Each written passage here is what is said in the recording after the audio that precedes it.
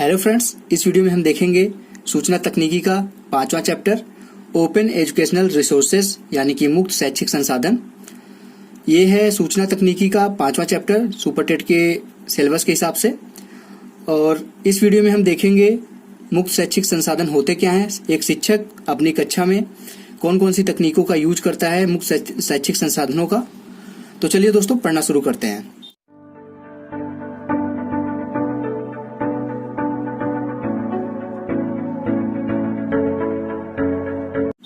Hello friends, मेरा नाम है रोशन और आप सभी का आपके अपनी यूट्यूब चैनल रोशन की क्लास में एक बार फिर से बहुत बहुत स्वागत है। आज की वीडियो हमारी स्पेशली सुपर टेट 2020-21 के लिए है और आज की इस वीडियो में हम देखेंगे सूचना तकनीकी का 5वां चैप्टर। अभी तक हम 4 चैप्टर पढ़ चुके हैं, ये 5वां चैप्टर है। उसके बाद एक चैप्टर और बचता है जिसमें शिक्षा से संबंधित एप्लीकेशन जो होती है, मोबाइल एप्लीकेशन या फिर रिसोर्सेज, डिजिटल रिसोर्सेज, उसके बारे में देखेंगे नेक्स्ट वीक में। आज की इस वीडियो में हम देख रहे हैं ओपन एजुकेशनल रिसोर्सेज यानी कि OER, इसको शॉर्ट फॉर्म इसका कहते हैं हम OER, ओपन एजुकेशनल रिसोर्सेज। ठीक, अब चलिए देखते हैं कि इसके बारे में विभिन्न वैज्ञानिकों ने, शिक्षा शास्त्रियों ने क्या क्या कहा है इससे संबंधित। यहाँ पे देख लीजिए, एक है यहाँ पे शिक्षा शास्त्री इवान इलिच। इन्होंने कहा है अपनी किताब, इनकी किताब है स्कूलिंग सोसाइटी। ये चीज ध्यान दीजिएगा, इस अगर चैप्टर से प्रश्न बनेंगे तो इसी टाइप से बन सकते हैं कि स्कूलिंग सोसाइटी किसकी किताब है, या फिर यहाँ पे तथा रीमर की किताब स्कूल इज डेड, यानी कि इनकी जो रीमर है उनकी किताब है स्कूल इज डेड और इवान इलिच की बुक का नाम है स्कूलिंग सोसाइटी। नामक पुस्तकों ने एक नई विचारधारा को जन्म दिया। अब इस विचारधारा को देखते हैं कि इनकी किताबों में क्या क्या विचारधाराएं थी। यहाँ पे देख लीजिए, लिखा गया है रीमर के अनुसार हमारी परंपरागत शिक्षा पद्धति समाप्त हो गई है। यानी कि रीमर ने अपनी जो बुक लिखी है स्कूल इज डेड में, इसका मतलब यही होगा कि स्कूल समाप्त हो गया है। इन्होंने अपनी बुक में लिखा है कि परंपरागत शिक्षा जो है पद्धति वो समाप्त हो गई है। इस कारण हमें नई शिक्षा व्यवस्था तथा नवीन साधनों की खोज करनी पड़ेगी। यानी कि जो हमारी पुरानी तकनीक चली आ रही थी, जो पुस्तक केंद्रित थी या फिर शिक्षक केंद्रित कह सकते हैं शिक्षा थी, उसको अब समाप्त कर दिया गया है, जिसकी वजह से हमको नए नए संसाधनों का खोज करना पड़ेगा नई शिक्षा तकनीक के लिए। ये था रीमर के द्वारा कहा गया। अब इसके बाद देख लेते हैं जो इवान इलिच जी थे, उन्होंने अपनी बुक में क्या कहा था। यहाँ पे देख लीजिए, इन्होंने कहा है इवान इलिच के विचार से भी हम विद्यालयों को समाप्त कर सकते हैं। यानी कि इन्होंने कहा है कि हम विद्यालयों को समाप्त कर सकते हैं या हम अपनी संस्कृति के प्रसार हेतु खुली शिक्षा या मुक्त अधिगम का समर्थन कर सकते हैं। इन्होंने कहा है कि हम समाप्त कर सकते हैं और इन्होंने रीमर ने कहा है कि ये समाप्त हो गया है। इस चीज को ध्यान दीजिएगा, इससे भी प्रश्न बन सकता है। अब उसके बाद आता है कि मुक्त अधिगम क्या होता है। पहले हम OER जानने से पहले देख लेते हैं कि मुक्त अधिगम होता क्या है। तो मुक्त अधिगम देख लीजिए, यहाँ पे लिखा गया है मुक्त अधिगम शिक्षा संबंधित एक नवाचारी यानी कि न्यू आंदोलन है, नवाचारी आंदोलन एवं शिक्षा सुधार है। जो मुक्त अधिगम है वो शिक्षा में सुधार के लिए एक तरीके का आंदोलन है जो औपचारिक शिक्षा प्रणाली के अंदर अधिगम, यानी अधिगम को अगर समझे आप तो सीखने को कहते हैं, अधिगम के अवसरों में वृद्धि करता है। यानी कि जो हमारा मुक्त अधिगम प्रणाली है वो सीखने की, यानी कि अधिगम प्राप्त करने की टेक्निक यानी उसके अवसरों को बढ़ावा देती है। ठीक, अब उसके बाद आ गया लास्ट में, यहाँ पे देख लेते हैं मुक्त अधिगम का अभिप्राय उस अधिगम से है जो उन व्यक्तियों को उपलब्ध कराया जाता है जो कोई भी हो, कहीं भी हो या कभी भी अध्ययन करने की इच्छा रखता हो। यानी कि यहाँ पे देख लीजिए, मुक्त अधिगम का जो यहाँ पे अभिप्राय है, यानी कि उसका मतलब है वो इससे है कि कोई ऐसा व्यक्ति हो जो कभी भी शिक्षा ग्रहण करना चाहता हो, या फिर जैसे कि कोई व्यक्ति होता है वो लेट से पढ़ाई शुरू करता है तो उसको नॉर्मल स्कूल्स में जाने में थोड़ी सी झिझक होती है, या फिर कहीं पे भी हो, कहीं दूर दराज इलाके में हो, वो डेली स्कूल नहीं जा सकता, तो ओपन जो रिसोर्सेज हैं शिक्षा संबंधित उसके प्रयोग के लिए ये मुक्त अधिगम का जो विकास किया जा रहा है इन सभी व्यक्तियों के लिए किया जा रहा है। जो कोई भी हो, यानी कि कोई भी हो, किसी भी जाति का हो, किसी भी धर्म का हो, औरत हो, लड़की हो। पहले के जमाने में लड़कियों को शिक्षा ग्रहण करने नहीं दिया जाता था, लेकिन जो मुक्त अधिगम है उसमें कोई भी हो, कहीं पर भी हो और कभी भी अध्ययन दिन में, रात में, आपको पता है कि आज इंटरनेट के ज़माने में आप रात में भी अध्ययन कर सकते हैं। ऐसा नहीं कि रात में आप क्लासेस नहीं कर सकते, कभी भी आप क्लासेस कर सकते हैं। तो इसके लिए जिनके पास इस चीज़ की इच्छा है उसके लिए मुक्त अधिगम की व्यवस्था की गई है। ये तो था मुक्त अधिगम, और जो शिक्षा शास्त्रियों ने बताया था मुक्त अधिगम के बारे में, ये हो गया। अब उसके बाद देखते हैं OER क्या होता है, यानी कि ओपन एजुकेशनल रिसोर्सेज होते क्या हैं। अब दोस्तों देखिए, यहाँ पे OER से संबंधित चीजें आपको देखने को मिलेंगी। अभी तक हम अधिगम से संबंधित, मुक्त अधिगम से संबंधित चीजों को देख रहे थे, क्योंकि उसको भी जानना जरूरी है, क्योंकि जो हमारा OER है उसी से संबंधित निकला हुआ है, तो उसको भी जान ले, हो सकता है वहां से भी प्रश्न बन जाए। और यहाँ पे देख लीजिए, OER के बारे में बताने से पहले यहाँ पे 1-2 लाइन देख लेते हैं। वर्तमान समय में शिक्षक बालक केंद्रित कह सकते हैं या फिर बाल केंद्रित शिक्षा का प्रयोग करता है। पहले के जमाने में मैंने बता दिया कि शिक्षक केंद्रित होता था या फिर पुस्तक केंद्रित होती थी शिक्षा, परंतु जो अब नए नियम आ गए हैं उसके हिसाब से शिक्षक को बाल केंद्रित शिक्षा का प्रयोग करना पड़ता है, तथा कक्षा में ऐसा माहौल बनाना पड़ता है उनको। अब जैसे पहले के जमाने में था कि आप जाइए और सुबह से लेकर शाम तक क्लासेस चलती रहती थी, आप लिखते रहिए और शाम को छुट्टी हो गई, होमवर्क दे दिया जाता था, फिर अगले दिन जाके आप चेक कराते थे। तो सारी चीजें अब वो चेंज हो गई हैं। आप पढ़ाई के साथ साथ सभी बालकों में कुछ न कुछ नई उनके अंदर कुछ न कुछ गुण होता है। अब स्कूलों का जो उद्देश्य हो गया है उनके गुणों का विकास, अच्छे स्कूलों का यही उद्देश्य है कि सभी स्टूडेंट्स में जो भी उनके अंदर स्पेशल उनके अंदर एबिलिटी है उसका विकास करना। किसी के अंदर गाने की है तो उसको सिंगिंग की क्लासेस स्टार्ट हो गई हैं। किसी के खेल कूद के लिए, अगर वो खेल कूद में अच्छा है तो उसके लिए प्लेइंग पीरियड चलने लगे हैं, खेल कूद के पीरियड चलने लगे हैं। तो इस तरीके से अब जो हो गया वो माहौल जो तैयार किया जा रहा है वो बाल केंद्रित तैयार किया जा रहा है, जिसमें बालक सक्रिय रूप से भाग लेता है। जैसे अगर पहले था पढ़ाई था तो उसमें सक्रियता से भाग नहीं लेता था बालक, दिन भर पढ़ाई होता रहता है। परंतु जब जैसे किसी का अगर मन है गाने का, अगर सिंगिंग की क्लास चल रही है वहां पे, तो वो बच्चा बढ़ चढ़ के भाग लेगा उस चीज में।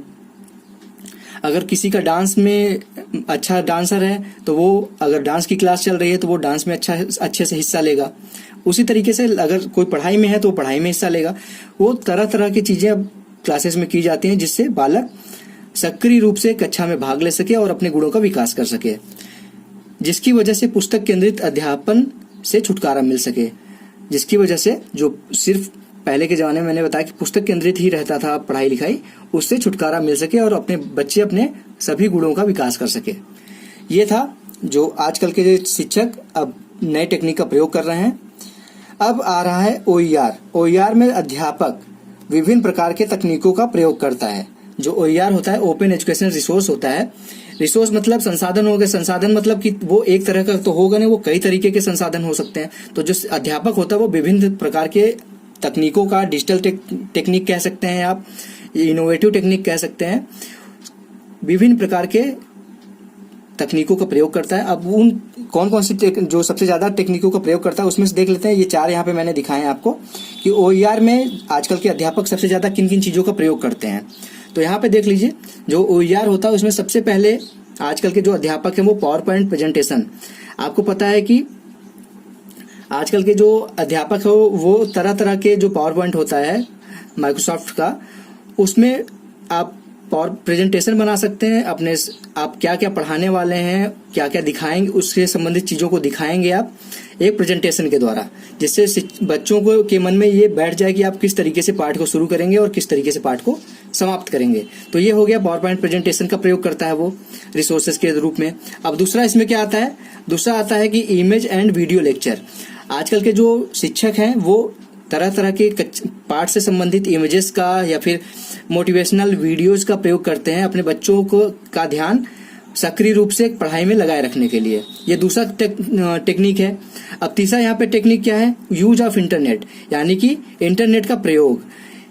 इंटरनेट का प्रयोग अगर एक शिक्षक अपनी क्लास में करता है तो वो अगर अच्छे तरीके से करता है, अच्छी ध्यान मतलब ये लगा के कि वो इसका प्रयोग अच्छे कार्य के लिए करेगा कक्षा में, तो यहाँ पे एक अच्छा शिक्षक का ये कार्य होता है कि इंटरनेट का अच्छे से प्रयोग करे और अपने बच्चों को कोई भी चीज अगर वहां पे आप समझा रहे हैं, अगर इंटरनेट के द्वारा उस चीज को दिखा देंगे, गूगल के से आप बच नहीं सकते। अगर आप इंटरनेट का यूज कर रहे हैं तो गूगल के द्वारा आप अपने बच्चों को सभी चीजों का ज्ञान बारीकी से दीजिए। एक बुक से बाहर निकल के भी काफ़ी नॉलेज होती है, उसका प्रयोग, इंटरनेट का प्रयोग करके आप वो सारी जानकारी बच्चों को दे सकते हैं। तो यहाँ पे इंटरनेट के प्रयोग के द्वारा भी जो रिसोर्सेज हैं, ओपन एजुकेशनल रिसोर्सेज, वहाँ पे इस रिसोर्स के रूप में इंटरनेट का भी प्रयोग किया जाता है। और यहाँ पे देख लीजिए, एक है अट्रैक्टिव लेसन प्लान। पाठ योजना जो होती है, अगर आप शिक्षक हैं तो आपके लिए पाठ योजना बनाना बहुत ही आवश्यक है। आप सभी को पाठ योजना बनाने आना चाहिए। और पाठ योजना को कैसे अट्रैक्टिव बनाया जाए और आकर्षक बनाया जाए पाठ योजना को, उसमें फूल पत्तियों, अगर कोई ऐसा चैप्टर है जिसमें फूल पत्तियों का प्रयोग हो रहा है, किसी चीज ऐसी चीज का प्रयोग हो रहा है जिसको आप बना के उसमें दिखा सकते हैं, तो उस चीज को वहां पे दिखाइए, जिससे बच्चे उसमें उसकी तरफ आकर्षित होंगे और पाठ में मन लगा के पढ़ाई करेंगे। यह भी एक तरीके से ओपन रिसोर्स का काम करेगा। अब OER का लास्ट में हम देख लेते हैं। यहाँ पे OER का अर्थ बताया गया है, उसकी परिभाषा बताई गई है। और जो ये परिभाषा है ये यूनेस्को ने दिया है, तो इसको ध्यान से देख लीजिएगा। OER यानी कि ओपन एजुकेशनल रिसर्च डिजिटल या किसी अन्य माध्यम में शिक्षण, अधिगम तथा अनुसंधान सामग्री है। यानी कि जो OER है वो जरूरी नहीं कि डिजिटली ही हो, वो हो सकता है कि कॉपी पे इस तरह से बनाया गया हो, कोई ऐसा टेक्निक कर बना दिया गया हो वो जो आप प्रयोग करके दिखा सके बच्चों को, या फिर डिजिटल भी माध्यम है जिसमें शिक्षण, अधिगम तथा अनुसंधान सामग्री है। मतलब वो शिक्षण कार्य भी कर उसके द्वारा हो सकता है, सीखने का भी काम हो सकता है और रिसर्च का भी काम हो सकता है, अनुसंधान का भी काम हो सकता है। टीचिंग, लर्निंग और यहाँ पे रिसर्च हो जाएगा। मटेरियल है जो बिना किसी मूल्य के सभी के उपयोग के लिए मुक्त रहता है। यानी कि यहाँ पे कोई ऐसी चीज बना दिया गया है, मान लीजिए कि YouTube बना दिया गया, एक एग्जांपल दे रहा हूं मैं आपको, YouTube बना दिया गया है। आपको क्या उस पर कोई भी चीज पढ़ने के लिए या फिर कोई चीज देखने के लिए सामान्यतः पैसा तो नहीं देना पड़ता ना। आप कोई भी चीज सीखना चाहते हैं, YouTube पे जाते हैं, आप सर्च करते हैं, वो वीडियो आ गई, आप आराम से देख के सीख जाते हैं। तो वो क्या है, वो एक तरह से ओपन रिसोर्स है, मतलब ओपन एजुकेशनल रिसोर्स है। मतलब कि वो आपसे पैसा नहीं ले रहा, मुफ्त है। वो कोई भी देख सकता है, किसी भी एज का हो, कहीं भी रहता हो, कोई भी देख सकता है, कोई भी सीख सकता है। तो ऐसी सामग्री जो मुफ्त है, यानी कि उसका कोई पैसा नहीं लग रहा है, मुफ्त है, वो एक तरह से समझ सकते हैं। मुफ्त है, सीखने के लिए दुनिया में रखी गई, पड़ी हुई है, कहीं पे भी बुक हो गया या फिर कोई वेबसाइट हो गई या फिर कोई रिसोर्स हो गया, कोई ऐसा सामग्री हो गया जिसको कोई भी यूज कर सकता है बिना किसी पैसे के। तो वो हो जाता है आपका ओपन एजुकेशनल रिसर्च। ठीक, ये हो गया OER का अर्थ। आशा करता हूं आपको समझ में आ गया होगा कि OER क्या होता है। और यहाँ पे मैंने आपको इतनी चीज, इससे ज्यादा कुछ नहीं है अब OER में।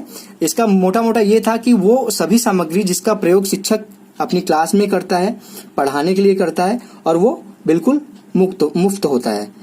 मुक्त यहाँ पे इसलिए बार बार मैं बोल दे रहा हूँ कि इसका मुक्त शैक्षिक रिसोर्सेज, इसका संसाधन इसका नाम है, इसलिए मैं इसको मुक्त भी बोल दे रहा हूँ। मुक्त का मतलब ही मुफ्त हो गया एक तरीके से, इसलिए मैं बार बार इस चीज का प्रयोग कर रहा हूँ। तो इसको बस समझ लीजिए इतना कि अभी जो मैंने बताया कि कोई भी ऐसा संसाधन डिजिटल हो या फिर वो प्रकृति में इस तरह से पड़ा हुआ हो जिसका प्रयोग शिक्षक करता है अपनी कक्षा में, और वो आपके लिए बिल्कुल ही फ्री हो। तो ये था दोस्तों आज की वीडियो में OER के बारे में मैंने बता दिया। ये आपके सुपर टेट के लिए एक चैप्टर है सूचना तकनीकी का, यानी कि इंफॉर्मेशन टेक्नोलॉजी का। इतना ही था इस चैप्टर में, काफी डिटेल में ये चैप्टर नहीं है, हल्की सी नॉलेज इतना ही है ही इस चैप्टर में। आशा करता हूँ आप लोगों को समझ में आ गया होगा कि क्या होता है OER। और कल की वीडियो में इससे संबंधित जितने भी प्रश्न बन सकते हैं 10, 15, 20, वो सारे प्रश्न दिखा दूंगा आपको, जिससे आप लोगों का चैप्टर के बाद प्रश्न भी तैयार हो जाए। और अगर आप लोगों को आज की वीडियो पसंद आई तो प्लीज़ इस वीडियो को दोस्तों लाइक कर दीजिएगा और अपने दोस्तों के साथ इस वीडियो को शेयर करिए, जिससे उनको भी मोटिवेट करिए कि सुपर टेट की तैयारी करना शुरू कर दें। और रोशन की क्लास YouTube चैनल पे अगर अभी तक नए हैं आप, तो नीचे लाल कलर का सब्सक्राइब बटन आ रहा होगा, उस पर क्लिक करके सब्सक्राइब कर लें रोशन की क्लास YouTube चैनल को, और साथ ही साथ बेल आइकन पे भी क्लिक कर दें। तो दोस्तों मिलते हैं नेक्स्ट वीडियो में, कल की वीडियो में। तब तक के लिए आप लोगों का बहुत बहुत धन्यवाद। जय हिंद, वंदे मातरम।